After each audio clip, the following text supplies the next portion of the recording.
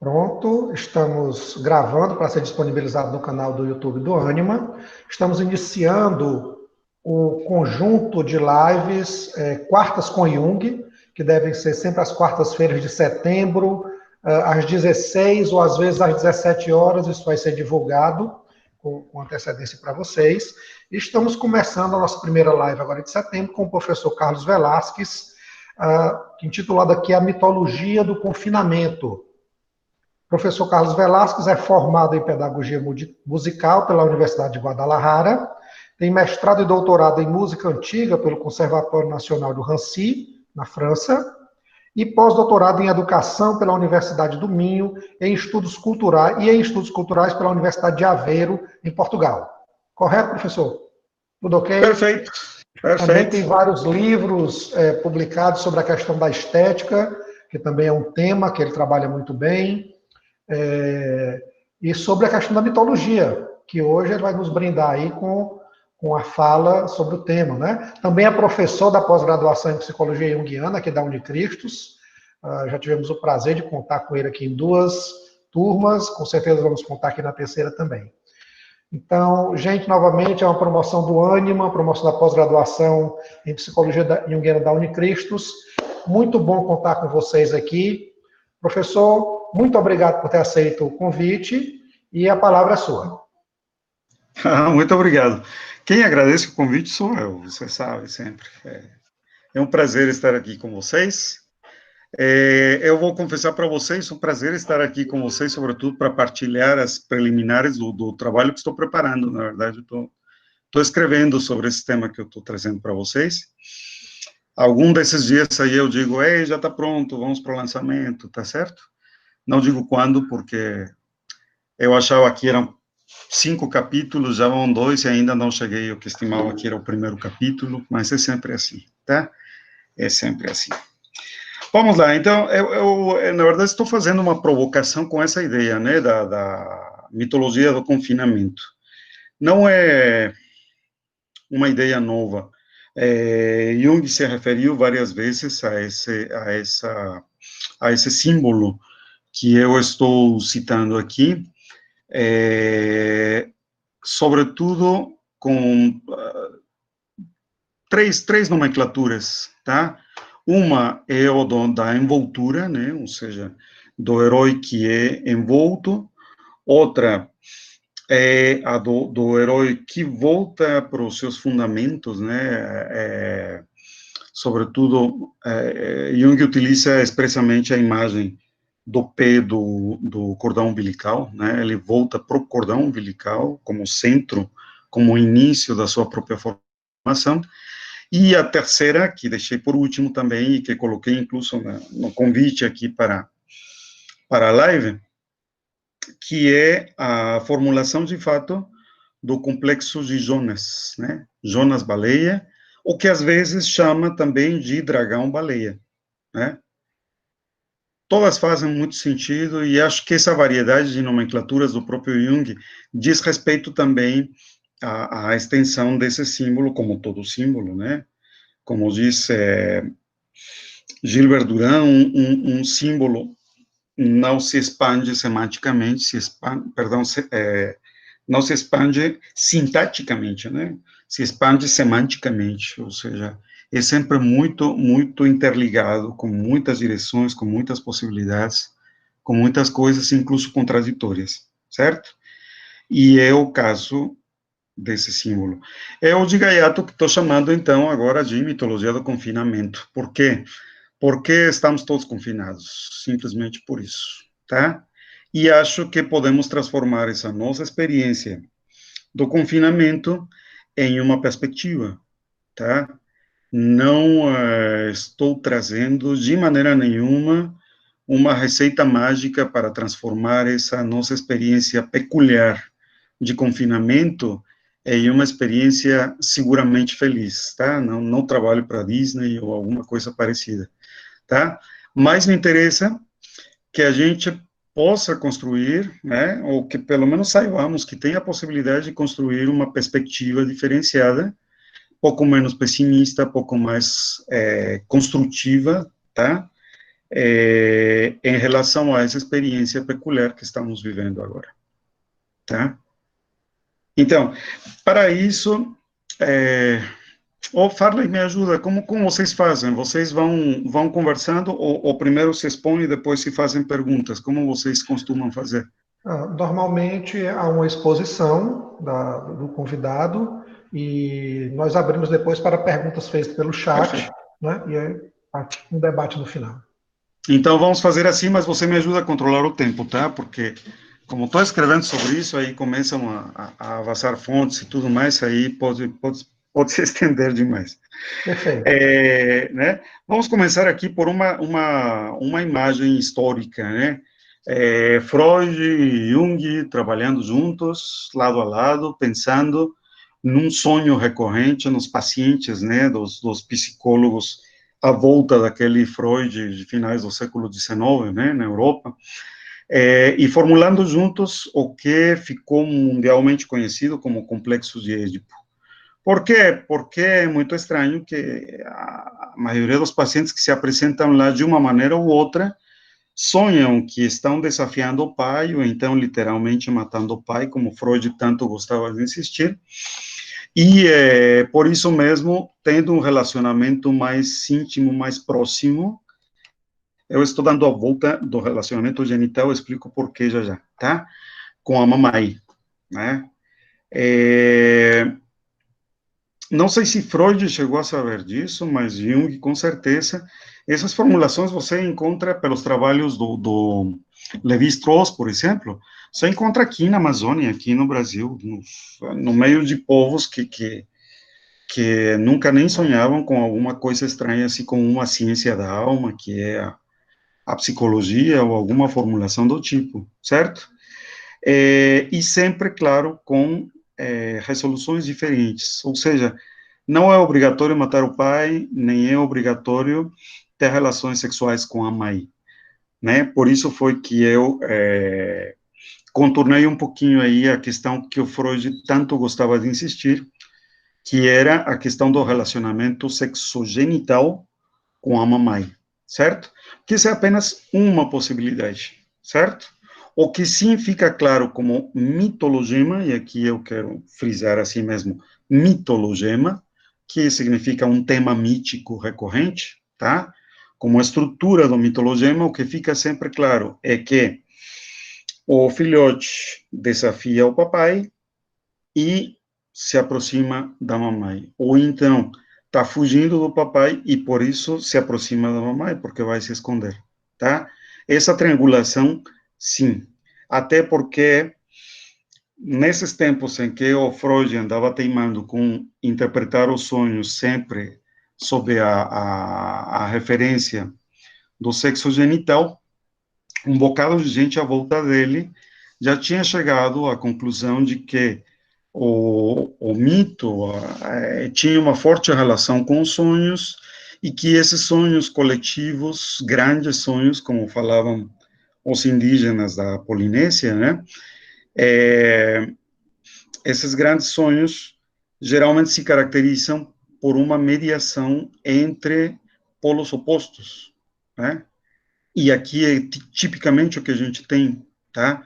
Papai e mamãe como polos opostos, tá? Opostos não significa brigados, tá? Simplesmente são polaridades opostas que podem se complementar ou podem brigar também, ou as duas coisas, certo? E um herói que tem justamente a missão, como missão constitutiva, diria eu, a de mediar essas duas polaridades. Para quê? Para encontrar-se ele mesmo, tá? Para realizar-se ele mesmo, certo?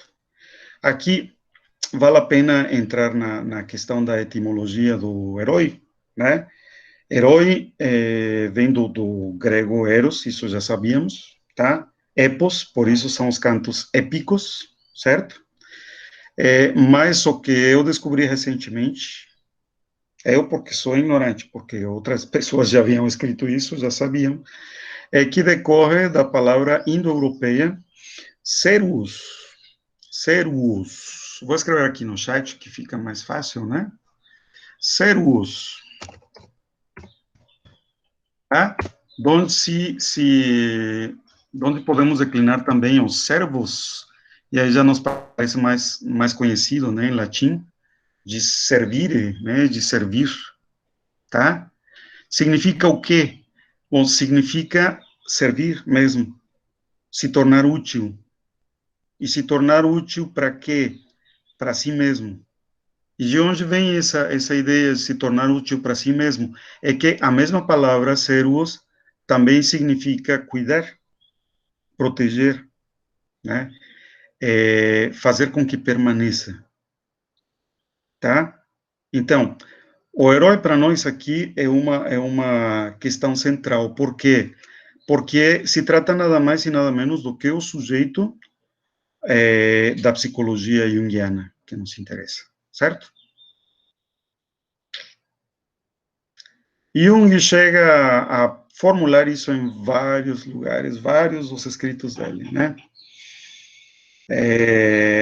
Em alguns ele diz que o herói é o símbolo do eu, né, que pode transcender a consciência, que está à procura do self, né? Já von Franz vai ser muito clara, vai dizer que o eu é uma imagem do self que está meio perdida e que está procurando seu self para se reconhecer com ele novamente, tá? Pois bem, simbolicamente, miticamente, tá? E com a ajuda da etimologia, já sabemos aí que o herói é o cara que, pelo fato de ter nascido, eu disse o cara, mas no sentido genérico, tá? Da espécie, não de gênero. Porque pode ser a menina também, certo? Menino, menina.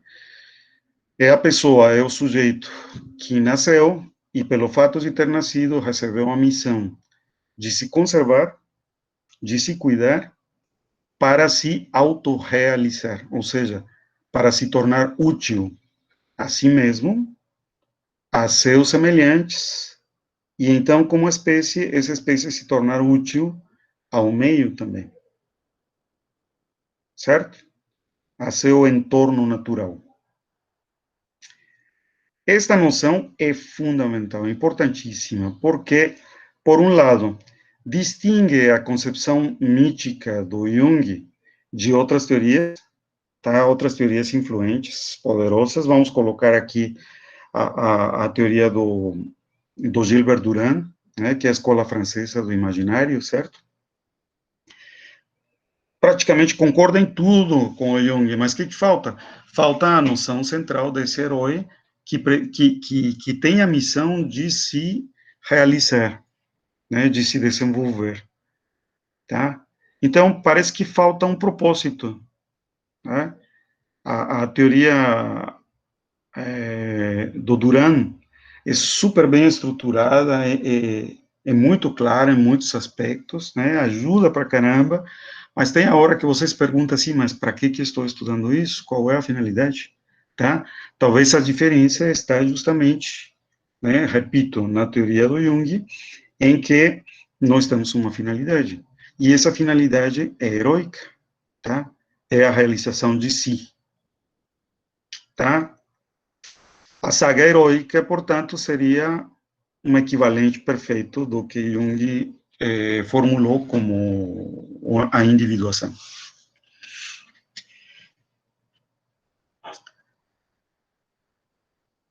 Certinho? Em torno disso, então, como eu disse, Freud e Jung trabalhando juntos, né? Pois juntos porque Jung já estava desconfiando que a estrutura do inconsciente pode ser explorada muito bem por via das suas formações complexas, né? Os seus complexos, certo? E do Freud porque estava fascinado com a correspondência que havia entre os sonhos dos pacientes dele e o mito grego de Édipo, que, repito, não é o único que podemos considerar nessa mitologia, certo? Aqui na mitologia da América Latina, não vou dizer só do Brasil, tá? Toda vez que vocês vejam aí que vai se tratar do mitologema do desaninhador de pássaros, podem ter certeza que se trata de Édipo, tá? Com outros termos, com outra ambientação, né, com outros elementos narrativos, mas é o mesmo mitologema, tá? E assim poderíamos ir em todas as culturas do planeta, certo?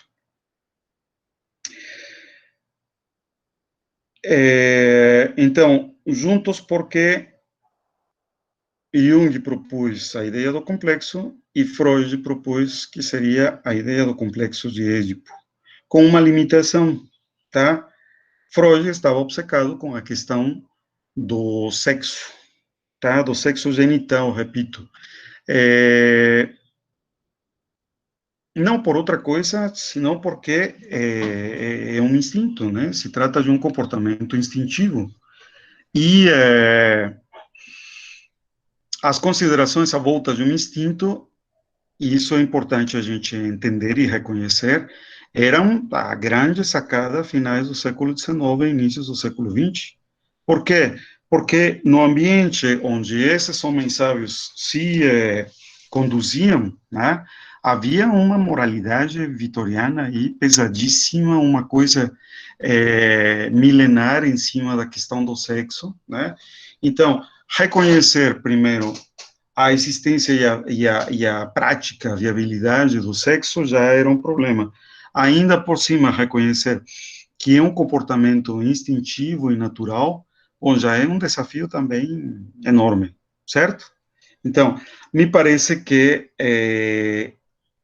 a grande conquista do Freud foi conseguir introduzir esses argumentos no Círculo Positivista de Viena, por exemplo, né, que era com quem constantemente negociava, e fazer com que outras esferas intelectuais escutassem, ponderassem e se interessassem por aquilo também, tá? Mas,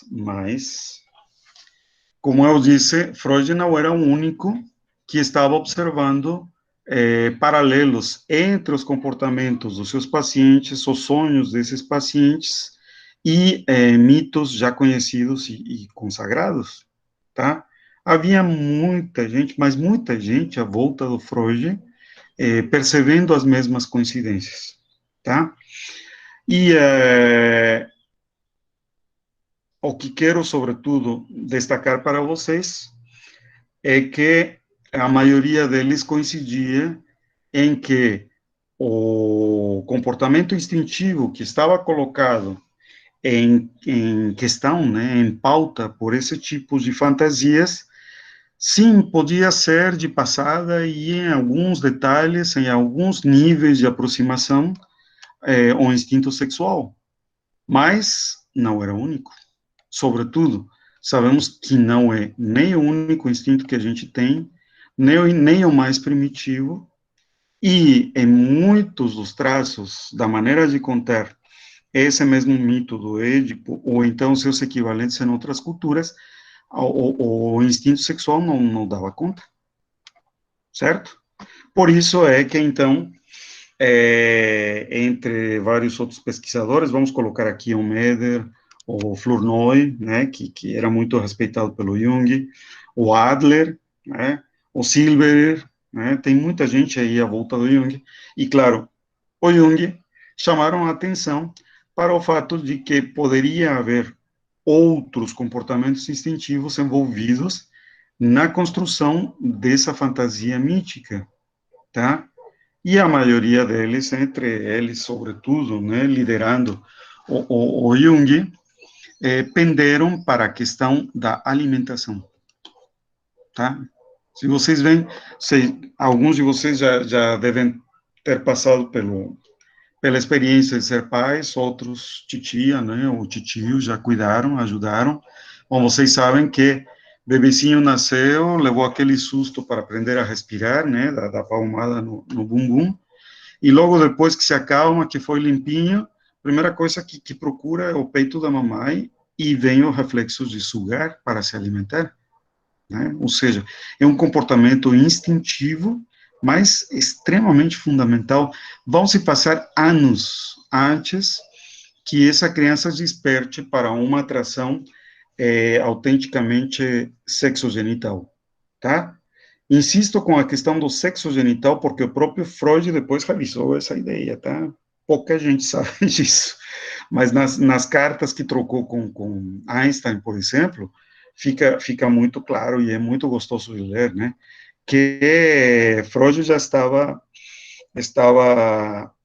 intuindo aí na questão do sexo, a questão que outros pesquisadores estavam levantando justamente como o tensionamento entre polaridades contrárias. Se vocês veem sexo, bom, tem o masculino e o feminino, já temos as polaridades contrárias, tá?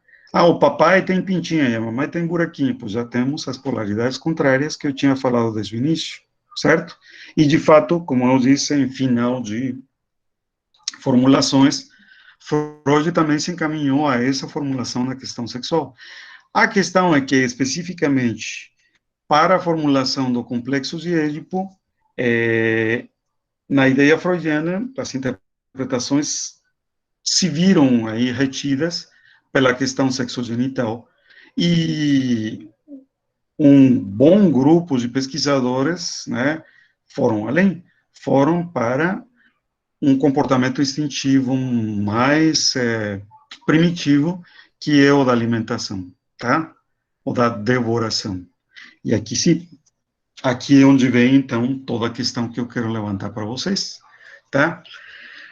Porque se vocês observam, nas histórias míticas, nas lendas, nos contos, nas fábulas, né, incluso nos seriados, nos filmes, nas fake news e nas fofocas de hoje, é muito comum a gente ver que o protagonista da história está sendo ameaçado por algum monstro, ou por alguma instituição, ou por algum lugar que vai devorar ele,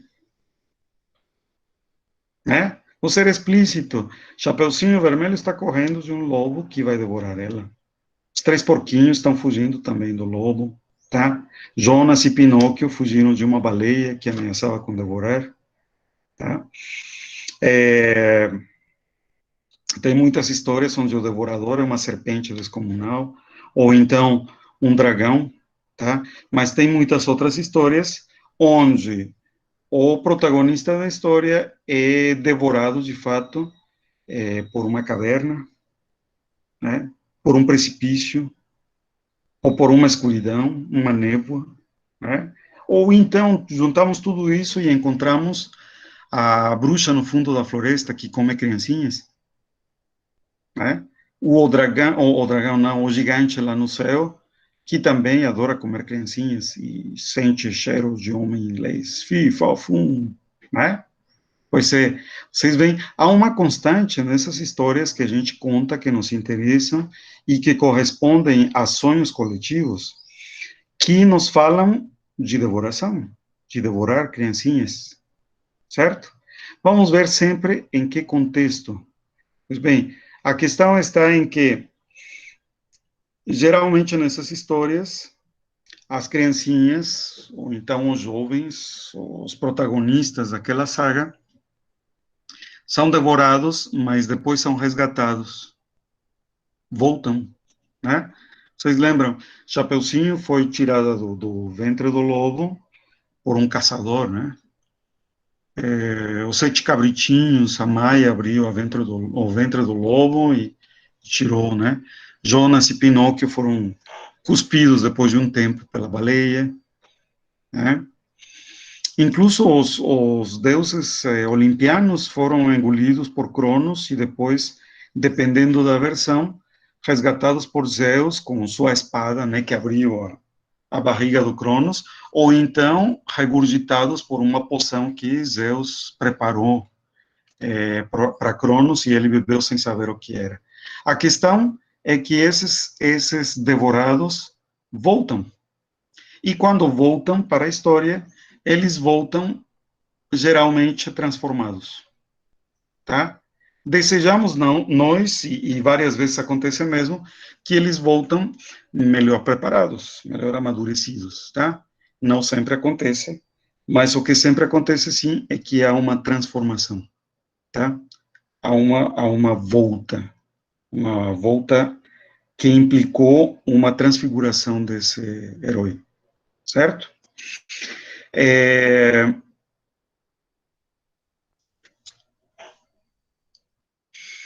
Juntando aqui as ideias de Otto Rank, tá, que Jung não gostava muito dele, mas ele falou algumas coisas interessantes, e eram concorrentes, né, se brigavam aí pela atenção do papai, que era o Freud, certo? Otto Rank, vamos ver aqui as pesquisas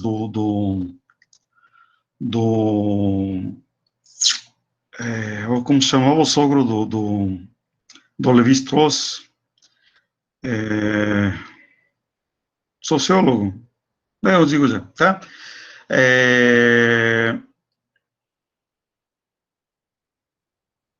As pesquisas do próprio Gilbert Durand, também, não? O que temos de comum nessas devorações? Bom, temos uma memória comum à humanidade, e uma memória sensorial, certo? Que é o fato da gente ter sido, entre aspas, fabricado no ventre da mamãe, vejam, se trata de um ventre, certo? No ventre da mamãe, e termos sido, no momento em que a mamãe não nos suportava mais, né, que isso chegou a uma situação insustentável, tá? Termos sido devorados pelo colo do útero da mamãe, internamente, tá? Expulsos através, justamente, desse colo uterino e transformados com essa expulsão. Porque quando finalmente nascemos, já não somos mais o feto que estava em formação, em suspensão, no paraíso, tá? Lá dentro do ventre materno, mas nos transformamos em pequenos heróis, né? Em crianças recém-nascidas, com a missão de se conservar, de se cuidar, de se curar, para se autorrealizar, tá? Ou seja, somos colocados justamente aí na estrada da individuação junguiana, certo? Essa é uma memória, como eu disse, uma memória sensorial e comum a todos os seres humanos. Por quê? Porque simplesmente, pelo menos ainda, tá? Que eu sei que já tem experimentações tecnológicas em outro sentido, mas pelo menos ainda, todos os seres humanos passamos por essa experiência, certo? Qual é, Velázquez? Mas não tínhamos consciência nesse momento, a gente não fazia imagens mentais, não temos como lembrar. Aí é que está. Temos sim como lembrar. Porque, se bem os olhos ainda não estavam abertos, né, captavam sim diferenças de intensidade de luz, e os outros quatro terminais nervosos, né, dos sentidos, estavam prontos e funcionando. Então, se não temos imagens como os do ultrassom, né, assim, do ventre da mamãe, nós temos, sim, lembranças olfativas, gustativas, auditivas e táteis daquela experiência, tá? Qual é o detalhe? É que essas sensações que não estão associadas a imagens, naturalmente, né, e no contexto de nós darmos tanta importância às imagens visuais, tá? Nessa nossa vida moderna, tá? O que acontece? Que essa memória tenta aflorar, tenta tocar a consciência por alguns motivos de autorrealização também, já vamos tocar nesse assunto, e como não tem imagens visuais, se serve das imagens que tem disponíveis na visualidade consciente, né? Que está aí disponível.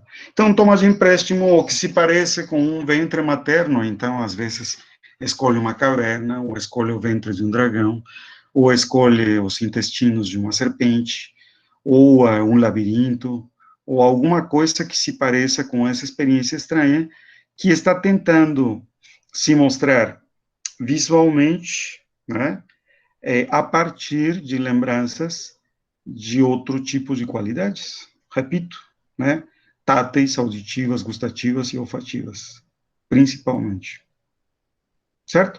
Por isso é que nos nossos sonhos, nas nossas histórias, aparecem imagens inverossímeis, né? Vocês já pensaram um lobo que se fantasia de vovó? É claro que nunca vamos ver isso na realidade, tá? Mas é claro também que esse lobo está se transmutando com a vovó e está ocupando o lugar da vovó, é a velha sábia, é a bruxa do fundo da floresta, que afinal de contas vai acabar fazendo a mesma coisa que a bruxa queria fazer com João e Maria, devorar eles, tá? E esse lobo, né, que na verdade é a vovó transmutada, vai acabar devorando a Chapeuzinho Vermelho, do mesmo jeito. Sim? Tá dando para acompanhar?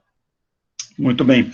Pois então, essas imagens de devoração, tá, nos remetem a essa experiência comum pela qual todos passamos, que é a experiência da primeira devoração, vou chamar assim, que é a do nascimento, certo? E essa imagem é importantíssima no que eu coloquei na questão da autorrealização, da individuação, né, da autorrealização do herói. E essa é uma ideia do Otto Rank, repito, que o Jung não gostava muito, mas mesmo assim vou colocar aqui, tá? E é que dentro da barriga da mamãe estava tudo super legal, né? Estávamos no paraíso dentro da barriga da mamãe. E sem saber nem dever nem temer, fomos expulsos de lá. E agora, tudo dói, tudo dá trabalho, tudo cansa, né? Tudo ficou mais difícil, ainda por cima nos tornamos mortais. Em algumas culturas isso parece um castigo, outras se deram melhor, mas não vamos nos desviar com isso, tá? A questão é que é uma primeira devoração e uma primeira transformação, que segundo Otto Rank é traumática, tá? Mas justamente como compensação, nos desperta para a vontade de recuperar esse paraíso. Aí está a chave da questão. Aí está a chave da minha proposta de hoje, tá? Porque inconscientemente gostaríamos de recuperar esse paraíso. Só que esse paraíso já não está no ventre da mamãe. Esse paraíso se tornou uma utopia transcendental, diria Jung, né? Que agora está nos domínios do pai, nos domínios do externo. Vejam, quando estávamos dentro da barriga da mamãe, estamos intrusados, estamos envoltos pela mamãe, por isso o termo junguiano, né, de ser envolto, de ser involucrado, envoltos pela mamãe, literalmente fazemos parte das tripas da mamãe, tá? Mas qual a noção do pai que temos? Uma coisa estranha, fora, lá por onde se percebe um pouco mais de luz, para além da abóbada amniótica que a gente via, tá? E no ápice, aonde se dirige o nosso cordão umbilical, que é um eixo aqui que vai do nosso centro, né, de constituição, ao ponto mais alto da abóbada amniótica, né, do saco amniótico da mamãe. Pois quando nascemos e percebemos o nosso lugar no mundo, acontece que nós estamos em cima do corpo da mamãe, a mamãe terra, né, certo? E com uma nova abóbada. Dessa vez já não é amniótica, mas é a abóbada celeste. E onde se encontra o pai? Pois além da abóbada celeste, lá nos céus, né? Não é o papai do céu, lá em cima. Pois é lá nesse mistério, nessa coisa inacabada, externa, transcendental, que a gente inconscientemente também coloca a utopia de recuperar o paraíso.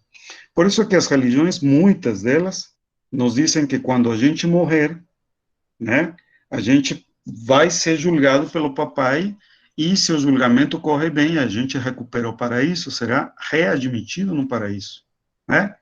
É justamente a ideia de recuperar o paraíso, tá? Vamos chegar lá? Ninguém sabe, porque a promessa é que é depois da morte, certo? Portanto, em vida, isso se torna um objetivo utópico. Nunca vamos chegar lá, em vida, certo? Mas isso tem uma vantagem muito grande, e é que nos oferece a possibilidade de de um constante aperfeiçoamento. Então, a missão do herói é se aperfeiçoar sempre em direção à recuperação desse paraíso, né? Em direção à recuperação da perfectibilidade que caracterizava o paraíso no seio materno, tá? Por isso mesmo, e por aqui já vou me encaminhando ao final da proposta, tá? Por isso mesmo é que nessa saga heróica, ou nesse desenvolvimento individuacional, tá, do sujeito, toda vez que a gente tem uma crise, um problema forte, tá, bom, natural e, diria eu, epigeneticamente, depois eu digo por que eu falei isso, tá, epigeneticamente, a gente tem a reação de voltar àquela perfeição, àquela proteção nas tripas da mamãe. Por isso Jung diz que voltamos ao fundamento, voltamos ao pé do cordão umbilical, lá onde tudo começou, né? Por quê? Porque estamos nos esforçando por alcançar o paraíso celeste, mas ainda falta muito. E o paraíso terrenal, que é o seio da mamãe, parece mais próximo, mais possível. É regressivo, sim, tudo bem, mas é que eu estou numa crise aqui muito pesada, impossível de sustentar dessa maneira, né? Então a gente volta para o ventre da mamãe. Aqui é que está a contestação para o Freud, porque então essa volta através do útero materno não necessariamente é um ato sexogenital, né? Já que a volta, a maioria das vezes, é uma volta íntegra do herói. O herói é devorado completamente, tá? O útero é um órgão devorador. Bom, a boca, a bocarra do monstro, né, ou da caverna, ou seja lá o que está nos devorando, também é um órgão devorador, do mesmo jeito. Só que a questão é que a gente não se relaciona exclusivamente, genitalmente, com esse órgão devorador, mas é devorado na íntegra. Volta a seu fundamento, por quê? Porque é lá que a gente vai se desmanchar, né? E vai se reformular, talvez dessa vez, levando em conta o que está faltando para enfrentar a crise que está nos assolando no externo, tá? Freud dizia que a gente tinha os sonhos edípicos, né, em duas fases da infância, né? Quando está afirmando a sua personalidade genérica e a relação de descendência, né, com os pais. O Jung já vai dizer que, na verdade, são três etapas, né? Uma para sair da infância, outra para se resolver enquanto adulto e outra para passar a senilitude, né? Ou seja, ao preparo para o envelhecimento e a morte, tá? Por quê? Porque são momentos de crise. São momentos em que a coisa mesmo aperta, fica pesada, fica difícil de entender e de lidar, tá? E a gente precisa se reformular. Esse símbolo, esse movimento simbólico, então, de ser devorado, destruído e reformulado para enfrentar melhor o que temos como crise, né, do lado de fora, ou seja, um novo nascimento, né, ou a religião católica chama de catábase e anábase, né, ir para dentro e voltar, certo? Bom, é um movimento simbólico que nos implica uma transformação para enfrentar uma crise, tá? Aqui é onde venho com a brincadeira de falar de mitologia do confinamento, porque parece que estamos no meio de um movimento como esse, né?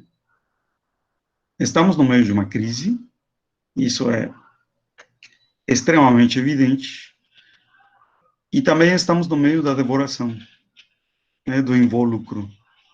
Estou confinados em casa, né, não podemos sair, se não é por mais necessário, destruindo tudo o que achávamos que era certo, que estava estabelecido, tá? Mas aí é que vem a perspectiva que eu prometi no início, tá? Porque a destruição disso que achávamos certo e estabelecido abre a possibilidade de construir algo novo. Construir uma perspectiva nova. E, aliás, me permitam dizer que por vários indicadores de várias áreas também, eu tenho certeza, sim, tem um vírus por aí, está assolando a gente, e é perigoso, e a gente tem que tomar cuidado e tudo mais, tá?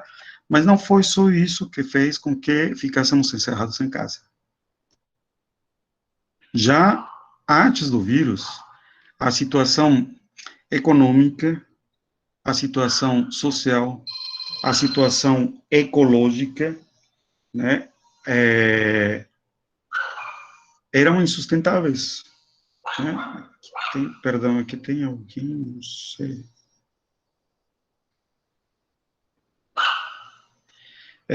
Já eram insustentáveis, tá?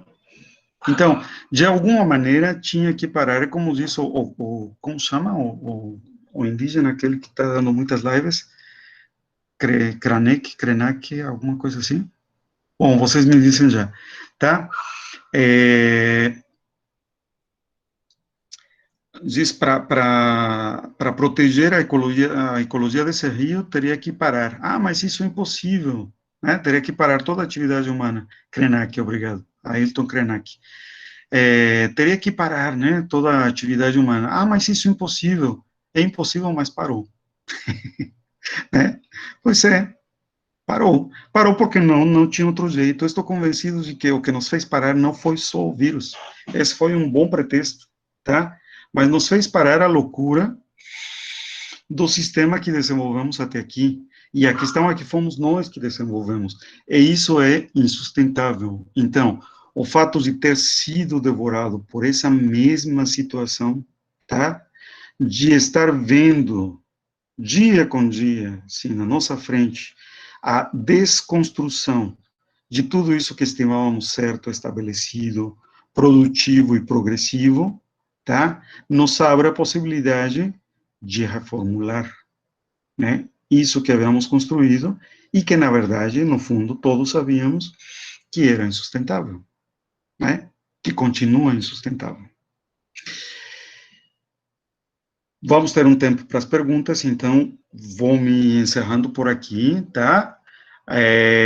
Só quero dizer que, então, a sequência do meu pensamento que estou construindo aí vai para 3 aspectos específicos dessa construção civilizatória que nós fizemos até agora e que está em crise e que foi devorada e que pode ser reformulada, tá? O primeiro, a tecnologia. E para isso me chama muito a atenção o conto dos 3 porquinhos, que vejam, o porquinho que fez a casa de palha foi devorado, que fez de gravetos foi devorado. Então, eles foram para o ventre do lobo para se transformar. E por quê? Porque a tecnologia deles, as casas, né, de palha e de gravetos, são assimiláveis pela natureza. O porquinho que fez a casa de tijolos não foi devorado. Então, ele não foi transformado. E ainda por cima, na versão que o Jacob escolheu na Escócia, ele devorou o lobo. Então, o devorador foi devorado. E tudo isso por quê? Por uma questão tecnológica. Esse porquinho fez uma casa que a natureza não conseguiu assimilar.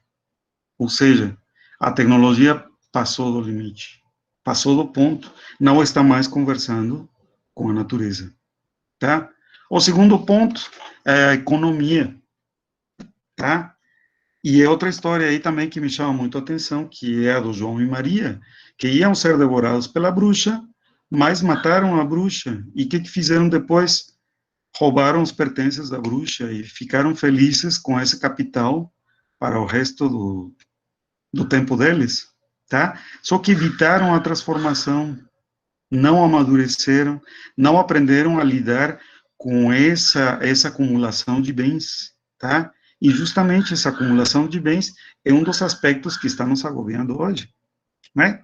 E em terceiro ponto, me parece o mais importante, que é o que tange de fato a ideia da individuação, né, junguiana, que é a questão da educação, certo? Porque aí vou me remeter a 2 imagens. Uma que é do romance da Mary Shelley, né, do Frankenstein, tá? Que é uma máquina que o humano faz, mas que, justamente porque passa do ponto desse diálogo entre natureza e cultura, né, para a gente produzir tecnologias, se volta contra a gente, tá? E a segunda história é uma história amazônica, do índio Auquê, que depois dessa transformação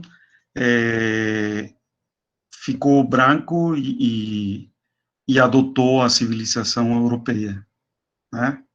Por quê? Porque, então, talvez esse projeto individuacional que estamos vivendo, assim como fala Gambini, né, não seja nosso. Estamos vivendo um projeto falso, né, que não está de acordo com o devir, a trajetória da nossa própria formação anímica, né? E isso nos traz mais problemas do que soluções, certo? Mas deixo assim só, então, com proposta, já disse, já o tempo foi demais, e eu estou preparando tudo isso, depois vocês me convidam de novo e conversamos mais, tá bom? Só fale, então, se quer abrir para perguntas. Né? Perfeito, professor. Fantástica colocação. Obrigado. Pessoal, para abrir para as perguntas, eu peço que vocês coloquem as perguntas de vocês no chat. A Ana Paula já está aí, que é um membro do Ânima. Ela vai fazer esse controle das perguntas para o professor Carlos Velasquez. E aí, enquanto ela faz isso, eu vou tomar a liberdade de fazer aí a primeira provocação para a gente conversar um pouco, né? Por favor. Professor, dentro da psicologia junguiana, essa imagem do confinamento que foi tão bem colocada ao longo da sua fala, ou seja, principalmente a partir de psicologia e alquimia, a ideia do herói devorado pelo monstro e renascendo a partir do ventre do monstro, transformado inclusive pelo calor interno, né, desse ventre, é muito forte na psicologia junguiana. As imagens, por exemplo, da Neikia, da viagem pelo mundo subterrâneo, por baixo do mar, enfim, são imagens muito fortes e muitas delas reproduzidas no livro vermelho do Jung. Né? Então, essa ideia do confinamento como algo que nos transforma realmente é muito forte, é transformadora do herói. E essa sua última fala, justamente trazendo a questão da tecnologia, como é que nós estamos lidando com isso, eu vou puxar um pouco para essa nossa questão atual, desse confinamento forçado atual pelo qual nós estamos passando. Né? Assim, várias pessoas afirmaram, assim, naturalmente muitos trabalhos foram publicados nesse período de pandemia para dar conta do que nós estamos passando. E assim, nós podemos observar nesse período de confinamento que nós passamos na pandemia, agora nós estamos já experimentando uma abertura, né, de alguns serviços, mas assim, durante o período inicial de confinamento, com lockdown e tudo, nós tivemos efeitos interessantes, por exemplo, uma exacerbação dos afetos, nós tivemos, por exemplo, um aumento da violência doméstica, nós tivemos um aumento de separações de casais, também um efeito muito forte na saúde mental das pessoas. Nós observamos de parte da população um negacionismo, em alguns momentos bem forte. Né? E aí eu lembro, o Paulo Arantes, que é um filósofo brasileiro, ele numa live recente, já em período de pandemia, ele cita um texto de um antropólogo, que eu vou ficar aqui devendo o nome, eu não me recordo realmente, que esse antropólogo brasileiro diz que nós estamos vivendo em tempos apocalípticos, mas não no sentido religioso, na perspectiva etimológica do termo. Apocalípticos, a palavra significa em grego revelação, né? Tanto que o título, né, The Book of Revelations, quer dizer, o livro das revelações. Então ele fala que vivemos em tempos apocalípticos no sentido de que estamos em um momento onde muitas coisas estão se revelando. Né? Então, assim, esse confinamento, essa passagem pelo mundo subterrâneo, a entrada no ventre do monstro, a transformação pelo calor desse confinamento, e que provocador da transformação, ele também é um momento de revelação. Né?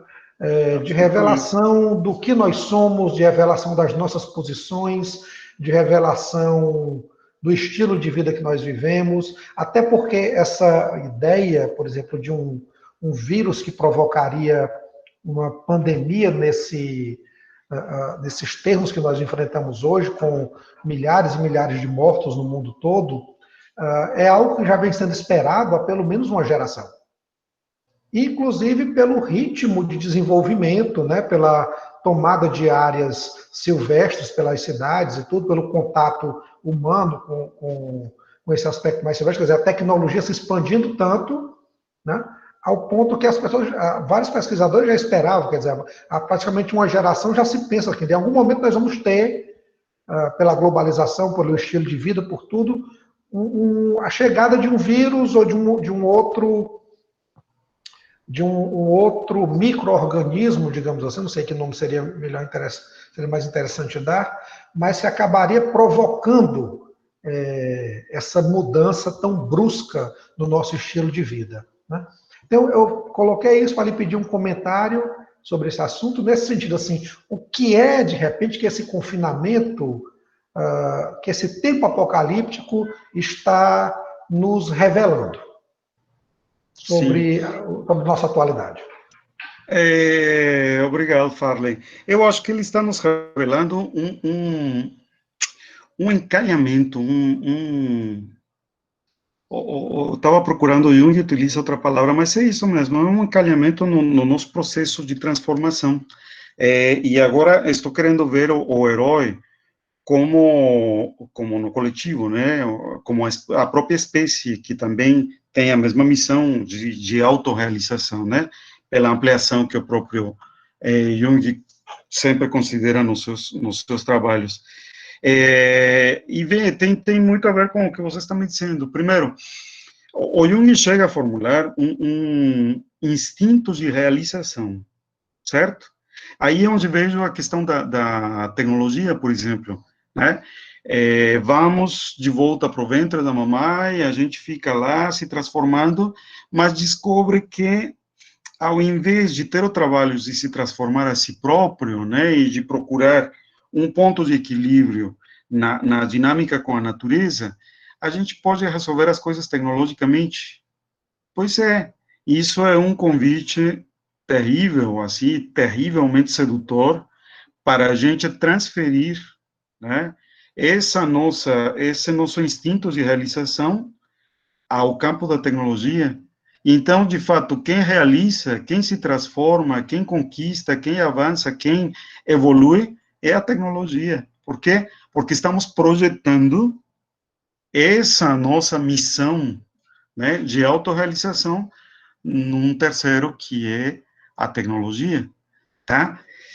O que está nos revelando essa pandemia? Por um lado, está nos deixando claro que exageramos na medida, isso é incontestável, está muito claro, mas isso também, por isso exacerba os movimentos negacionistas, por um lado, né? E, por outro lado, a potência das chamadas aí, não, mas é que agora o mundo vai ser assim, não, é que agora é que o futuro é a tecnologia, não é que agora é que vamos ter que resolver tudo pela tecnologia, porque justamente faz parte desse mesmo negacionismo, desse não querer ver o exagero que atingimos com essa projeção, né? Então, me parece que está nesse momento da revelação mesmo, do apocalipse no seu sentido estrito, né? E a tradução é o vai ou racha, né? Ou assumimos que foi demais e que precisamos mudar essa maneira de projeção e assimilar a nossa parte, ou racha, porque o planeta não aguenta, né? Você tocou em outro aspecto que me chama muitíssimo a atenção, não sei se vou tratar dessa vez, mas é a violência contra o feminino, né? E é que, vê, o fato de ser devorado é uma fantasia proeminentemente feminina. E é com ela que estamos em falta, né? Porque em algum lugar do nosso âmago, a gente sabe que deveria ter se transformado a tempo com essa devoração, e a gente vem matando a bruxa, vem devorando o lobo, vem protelando, né, o processo com a tecnologia, certo? E que estamos em dívida com isso. Pois bem, lá vem a bruxa e vai te pegar, e vai te devorar. Por quê? Porque está ficando incontornável a necessidade dessa transformação. Pois bem, isso é a essência feminina. E dá muito medo. Até para as próprias mulheres dá muito medo o feminino. Né? Já eu disse a Laila, sempre esqueço. Laila, alguma coisa lá da Argentina, que é antropóloga, né? O problema da violência contra a mulher é o patriarcalismo. Mas a questão é que muitas vezes as próprias mulheres assimilam esse patriarcalismo, vestem e exercem o patriarcalismo, né? Porque, que assim como diz Neumann, me parece que no nódulo da questão temos medo do feminino, até porque estamos em débito com um processo prominentemente feminino. É o ventre da mamãe que recebe e transforma. É o feminino que pode nos fazer mudar aqui. E a gente não quer, tem medo, tem milênios de medo disso, né? É um medo da alma, não, professor? Sim, É um medo pois da é. alma, porque essa ideia do medo do feminino, ela aparece em Freud com a ideia da desfalicização. Não é à toa que Freud diz que a análise é uma experiência do horror, justamente porque é uma experiência de desfalicização, que é um encontro com o feminino. Né? Claro, E para claro. Jung também, para Jung, o grande trabalho, que ele dizia assim, que o trabalho com a sombra era o trabalho do aprendiz, mas o trabalho com a ânima, quer dizer, o trabalho com a alma, com aquilo que no final das contas não somos nós, com aquilo que é o outro, é o grande trabalho da individuação, o trabalho do mestre. Né? Então, assim, e veja, esse confronto todo nasce com algo, com um confronto estranho, com uma estranheza da natureza. Porque de onde vem o vírus? Exatamente, exatamente. E está aí a prova, né? É que a gente se afastou tanto, né? Que somos completamente reféns agora de um bichinho invisível, né? Uma coisa que vem da natureza, que nos dá um medo terrível e que não vemos e não sabemos para onde que a gente pode se defender, né? Eu li um artigo, me chamou muitíssimo a atenção, por que um morcego pode ser o elo como se chama? Zoonótico, né? O zoomórfico, não Sim. sei, o que nos transmite, né, o vírus. Em resumidas contas, porque ele voa. Como assim? Pois é um mamífero que voa, ou seja, não é projetado para voar, mas ele É voa, ou tabu. seja, exatamente, né? Ele se transcende de fato. E pelo fato dele estar desenvolvendo outras capacidades, estar procurando soluções, mas no próprio corpo, não na tecnologia, né? No próprio corpo, ou ele faz um esforço danado para voar, isso faz com que ele fique com uma temperatura como se estivesse com febre a cada vez que voa, e isso acelera o metabolismo e deixa seu sistema imunológico, mas um sistema de ponta, que nós invejaríamos, qualquer outro animal nos entornos invejaria, né? Por quê? Porque ele está praticando justamente a transformação nele próprio. São os esforços adaptativos dele, no próprio corpo, e não na tecnologia que vai vir suprir o que ele queria fazer, mas ele não se atreve. Eu resgato até uma citação que você fez, né? Frankenstein, de Mary Shelley. Sim, Interessantíssimo, um livro que ela escreve aos 19 anos de idade, né? Quer dizer, muito jovem, mas já escreve um livro extremamente profundo nas suas colocações. E, assim, claro que uma obra literária pode ser vista a partir de vários ângulos, mas eu creio que, para a nossa fala aqui, eu creio que Frankenstein é também um grande alerta contra essa híbris, né, da ciência e da tecnologia. sim, Né? Que é uma sim. grande discussão, porque E o que só, podemos sustentar hoje é que não foi falta de aviso, né? sim, É, né? é Uma século coisa XIX. que já é meio batida dizer isso, assim, que a nossa perspectiva ética não caminha na mesma velocidade dos avanços tecnológicos. Lógico, né? Muito claro. E é isso que está escancarado, é isso que nos assusta, é isso que nos enfrenta o feminino e que nos obriga a rever hoje, né? E é isso, ou revemos, né? Porque o próprio Jung vai descrever nos mitos de transformação, né? Vai descrever a possibilidade de não voltar desse ventre, né? De ser dissolvido lá e pronto, por lá mesmo ficar, né? Ok, É, Ana Paula, temos alguma pergunta aí? Para não ficar polarizando o professor Carlos aqui só para. Professor, boa tarde a todos. olá, É um Ana Paula, prazer.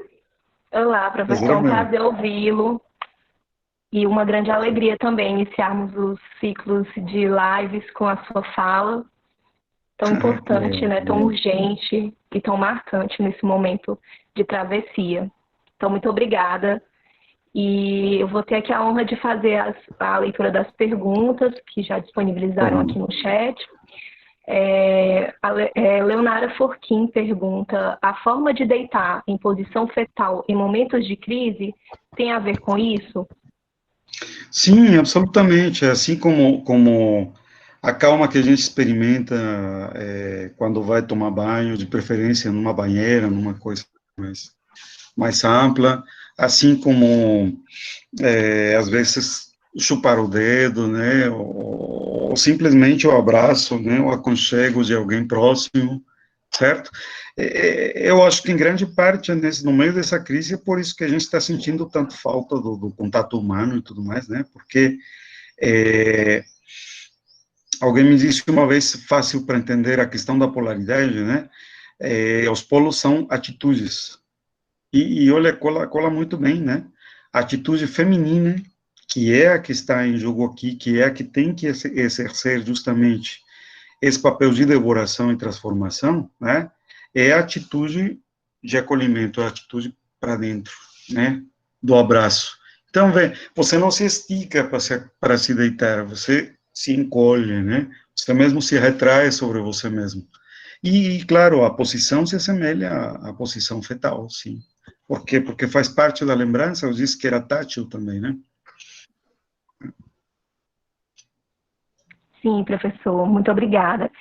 Nicole Vieira pergunta: professor, de uns anos para cá, eu via muitas pessoas reclamando da liquidez das relações, justamente pelo avanço da tecnologia, onde deixa tudo mais superficial e as pessoas ficam sem o senso de responsabilidade emocional para com o outro.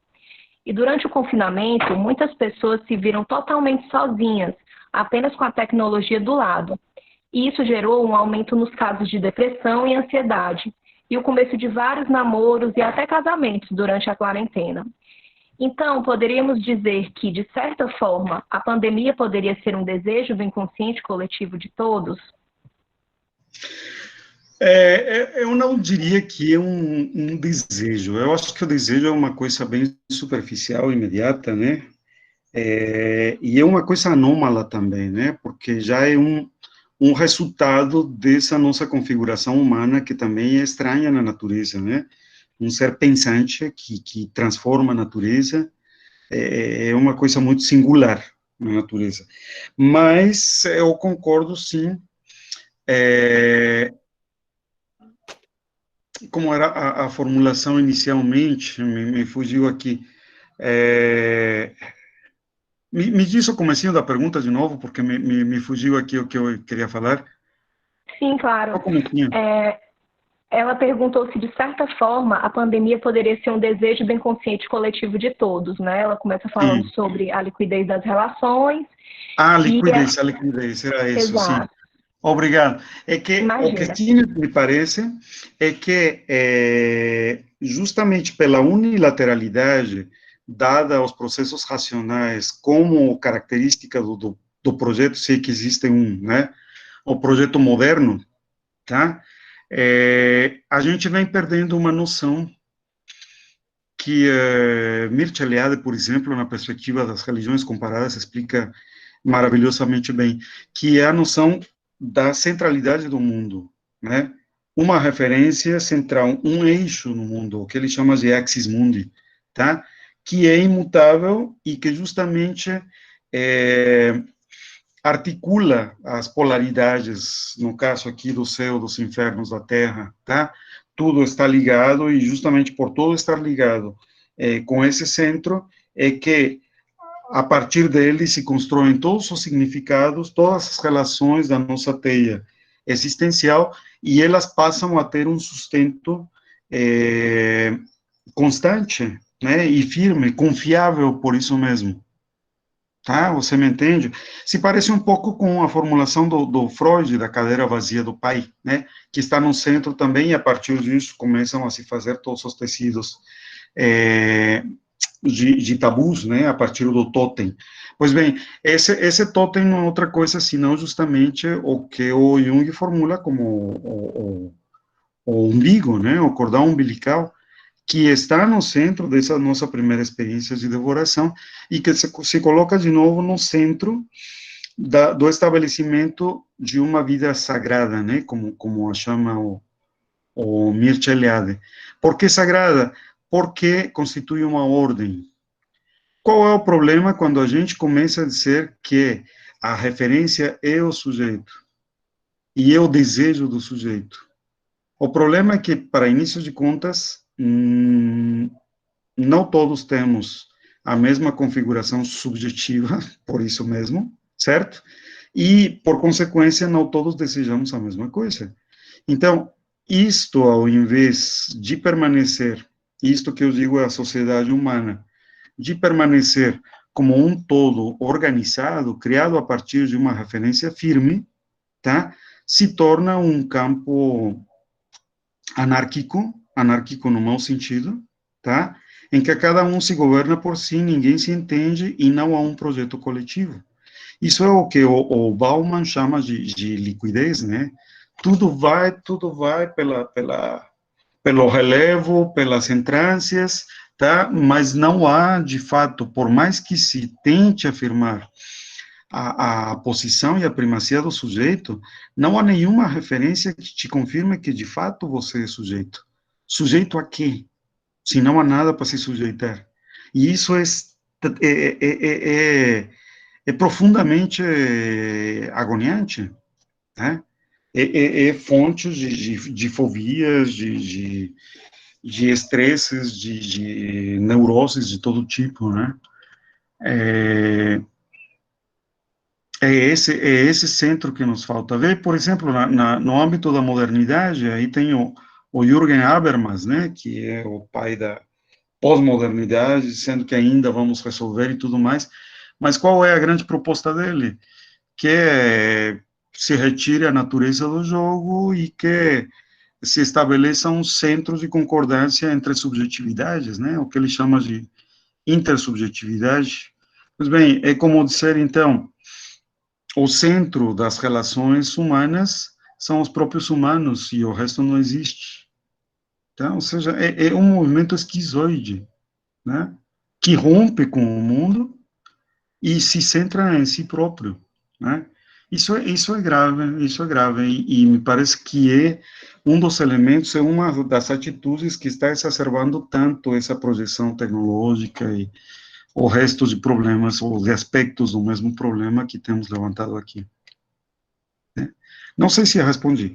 A ideia é essa, né? Quando se tem a noção do cordão umbilical como centro e ponto de partida para tudo o que construímos, bom, pelo menos você sabe a quem reclamar, se você não está de acordo, tá? Mas quando cada um de nós é um centro, aí nem tem centro, nem tem a quem reclamar, nem tem valor para nada, tudo muda, tá? Hoje, o chefe dos movimentos da Bolsa de Valores são as calcinhas, e amanhã vão ser os relógios de pulso, e depois de amanhã vai ser o feijão. Qual é a lógica ou a semântica disso? Não há. Então, a gente fica perdido. A falta de referência. Professor, continuando as perguntas, nós temos duas perguntas de Arques Psicologia Clínica. A primeira pergunta... Ana Paula, eu peço que você faça as duas para o professor responder, porque já são 5h20, né, para a gente também não se estender demais, ok? Pronto. Sim, vamos finalizando aqui as perguntas pelo chat. Bom, ela fala, né? Jung distingue de Freud em relação ao aspecto prospectivo do tabu de incesto. O professor poderia falar um pouco mais sobre isso? Esse ponto que Jung coloca como produção dos símbolos pela regressão da libido? Sim. Bom, tabu em polinésio significa sagrado, né? Significa intocável. É o sagrado. E na perspectiva freudiana, justamente intocável porque se coloca no lugar do que não se pode recuperar, né? Pela ideia freudiana, estou pensando naquele livro famoso do Totem e Tabu, né? Tem um pai dominante que tem todas as vantagens, todas as regalias para ele. Os sujeitos da horda também querem beneficiar daquilo, mas ninguém é tão competente quanto esse pai central. Então, a solução é coletivamente matar esse pai. O problema é que depois do assassínio, ninguém é capaz de ocupar esse lugar, então esse lugar fica vazio, né? E é uma falta que se prolonga. Isso é muito europeu, gente, tá? É a famosa culpa, é o pecado original, é a coisa aí que não se sara nunca, tá?